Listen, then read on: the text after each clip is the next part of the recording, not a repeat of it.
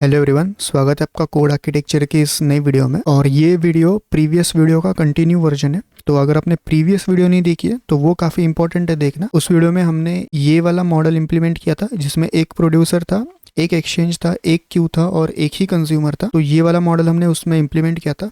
और आज के इस वीडियो में हम एक एक्सचेंज और दो क्यूज हो गए जो कि अलग अलग क्यूज हो गए, और अपन दो अलग अलग कंज्यूमर्स बनाएंगे और इनके बीच में हम ये पूरा प्रोसेस समझेंगे कि किस तरह से होगा। ठीक है, तो अगर आपने प्रीवियस वीडियो नहीं देखी है तो वो सबसे इंपॉर्टेंट है। सबसे पहले आपको वो समझनी पड़ेगी और उसके बाद फिर आप ये वीडियो देख सकते हो। तो अभी शुरू करते हैं आज के वीडियो। तो इसमें आप अभी ये देख सकते हो कि अभी यहाँ पे अपना एक्सचेंज तो सेम है। ठीक है, एक ही एक्सचेंज है, मेल एक्सचेंज, जो हमने यहाँ पे बनाया था। आप देख सकते हो एक्सचेंज जो कि डायरेक्ट टाइप वाला था।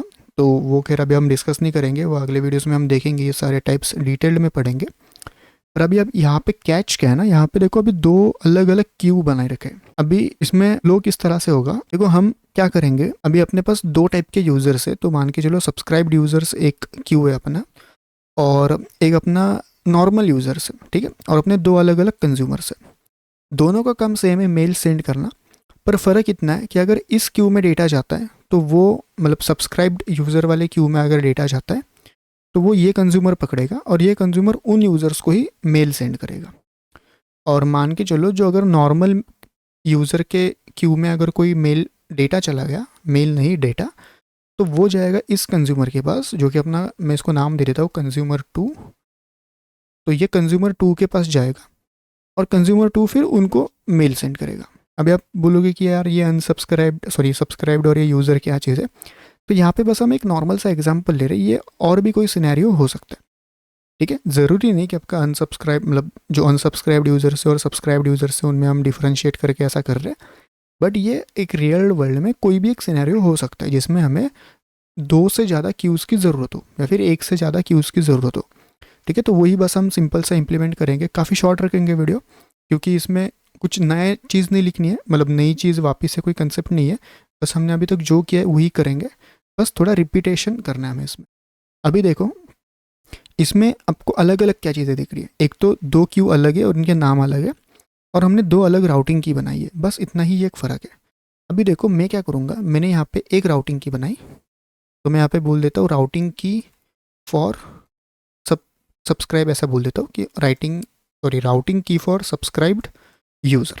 और मैं अलग से एक बनाऊंगा फॉर यूज़र, ठीक है, फॉर नॉर्मल यूज़र। ठीक है, मैंने दो अलग राउटिंग कीज़ का बस एक वेरिएबल बना के रखा है, और इनकी जो मैं वैल्यूज़ है मैं यही वैल्यूज़ रखता हूँ। ठीक है, तो वो थोड़ा आसान पड़ेगा अपने को भी।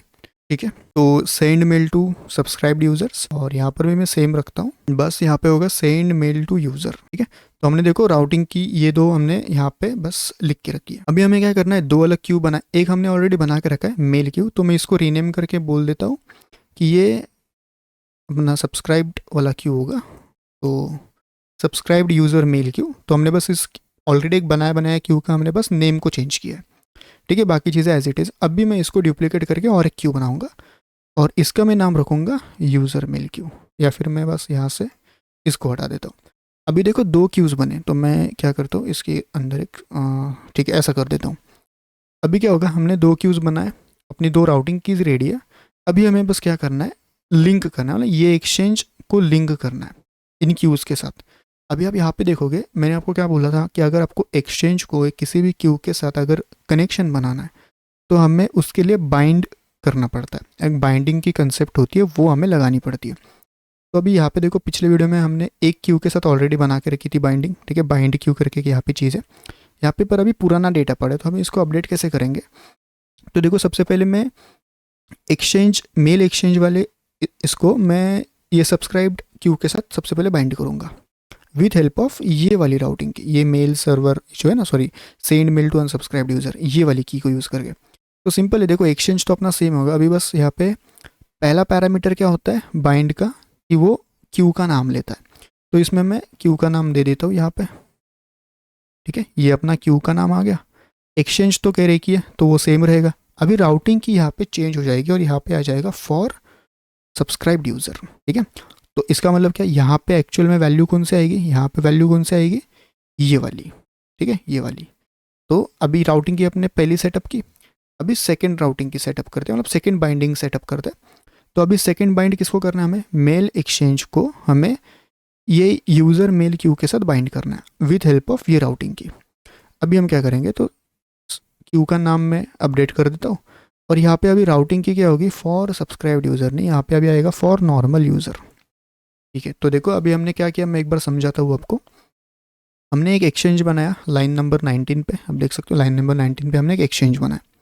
लाइन नंबर 21 पे हमने क्या किया, इस एक्सचेंज को हमने इस क्यू के साथ, सॉरी क्यू बनाया हमने, लाइन नंबर 21 पे हमने क्यू बनाया जो कि ये वाला क्यू है, ठीक है, सब्सक्राइब्ड यूज़र वाला। लाइन नंबर 22 पे हमने मेल यूज़र मेल वाला क्यू बनाया। और अभी लाइन नंबर 24 पे हम क्या कर रहे हैं, लाइन नंबर 24 पे हम एक्सचेंज को सब्सक्राइब्ड यूज़र वाले क्यू के साथ बाइंड कर रहे हैं विथ हेल्प ऑफ ये राउटिंग की फॉर सब्सक्राइब्ड यूज़र जो कि ये वाली है, और वही मैंने यहाँ पे लिखी है ये वाली। सिमिलर वे में हमने इसके साथ भी किया, आप देख सकते हो लाइन नंबर 25 पे हमने बाइंड किया यूज़र मेल क्यू को इसी एक्सचेंज के साथ with help of normal user की। ठीक है, राउटिंग की हमने नॉर्मल यूज़र वाली यूज़ की। अभी देखो, अभी पब्लिश करते समय मैं क्या कर सकता हूँ, ठीक है, अभी काम करते यहाँ पे मैं एक बार पब्लिश कर देता हूँ, इसको फिलहाल के लिए इतना रखते हैं। अभी हम काम करते हैं, हमने सबसे पहले हम कंज्यूमर को एडिट करते हैं। अभी देखो ये पहला कंज्यूमर है, तो अपना ये कंज्यूमर 1 है, तो मैं इसको नाम देता हूँ लेट्स से सब कंज्यूमर। ठीक है, तो मैं इसको नाम देता हूँ ऐसा कुछ, ठीक है, सब कंज्यूमर यानी सब्सक्राइब्ड वाला कंज्यूमर है ये। ठीक है, तो हम ये नाम यहाँ से उठाएंगे क्यू का और इसमें जाके बस यहाँ पे अपडेट कर देंगे और यहाँ पे कंज्यूम में भी अपडेट करेंगे। तो हमने असर्ट क्यू किया, सेम क्यू नेम दे दिया ड्यूरेबल फॉल्स, और कंज्यूम में हमने सेम नाम दे दिया। ठीक है, तो ये था। अभी मैं यहाँ पे करूँगा received message for subscribed user, तो सब यूज़र ऐसा कर देता हूँ। ठीक है, तो बस एक कंसोल है, बाकी कुछ नहीं। सेम कोड को कॉपी करूँगा मैं और यहाँ पे मैं एक अलग कंज्यूमर बनाऊँगा, मतलब हम समझ सकते हैं कि अलग माइक्रो सर्विस है ये। तो लेट्स से ये है नॉर्मल कंज्यूमर डॉट जेस। अभी ये क्या करेगा, पूरा सेम होगा, बस चेंज क्या होगा, क्यू का नाम। तो हम यहाँ पे आके अभी ये जो क्यू का नाम है मैं इसको यहाँ पे डाल देता हूँ। ठीक है, दोनों जगह पे मैंने अपडेट कर दिया और यहाँ पे नॉर्मल लिखता हूँ, नॉर्मल यूज़र। ठीक है, received message for normal user. बाकी पूरी सारी चीज़ें A to Z सेम होगी। अभी हम क्या करेंगे, देखो अभी हम यहाँ पे क्या करेंगे, अभी हमें डेटा को सेंड करना है। तो अभी मैं इस वाले कंसोल को, विंडो को फ़िलहाल के लिए बंद कर देता हूँ और मैं इसको थोड़ी हाइड करके, अभी ठीक है। अभी मैं यहाँ पे क्या करता हूँ, फिलहाल मैं सारे सर्वर्स को स्टॉप कर देता हूँ और मैं और एक टर्मिनल ओपन करूँगा यहाँ पे। ठीक है, टोटल 3 टर्मिनल्स हो गए। एक पे अपना प्रोड्यूसर रन होगा, एक पे हम सब्सक्राइबर वाला, मतलब एक कंज्यूमर यहाँ पे रन होगा और एक कंज्यूमर यहाँ पे रन होगा। तो मैं क्या करता हूँ, मैं यहाँ पे लिखता हूँ नोड और यहाँ पे अपना जो सब्सक्राइब्ड कंज्यूमर है ये। ठीक है, तो यहाँ पे चालू हो गया। नेक्स्ट चीज़ हम क्या करेंगे, यहाँ पे मैं लिखूँगा नोड और यहाँ पे मैं नॉर्मल कंज्यूमर को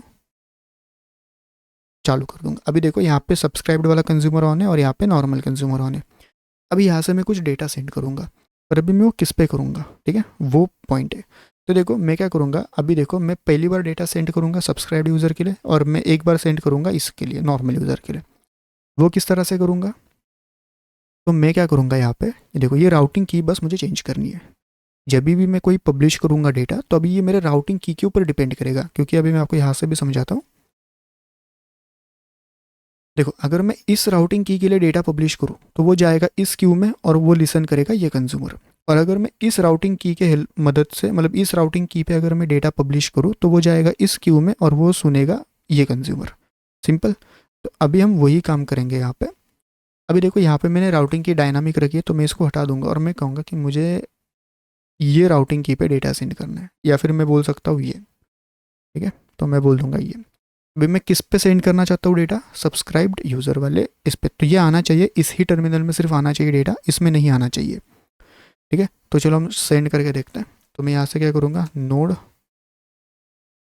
प्रोड्यूसर डॉट जेएस, मैं इसको सेंड करूँगा और देखो डेटा सिर्फ यहाँ पर ही आया और यहाँ पे नहीं आया। यहाँ पे क्यों नहीं गया, क्योंकि अगर आप ये डायग्राम देखोगे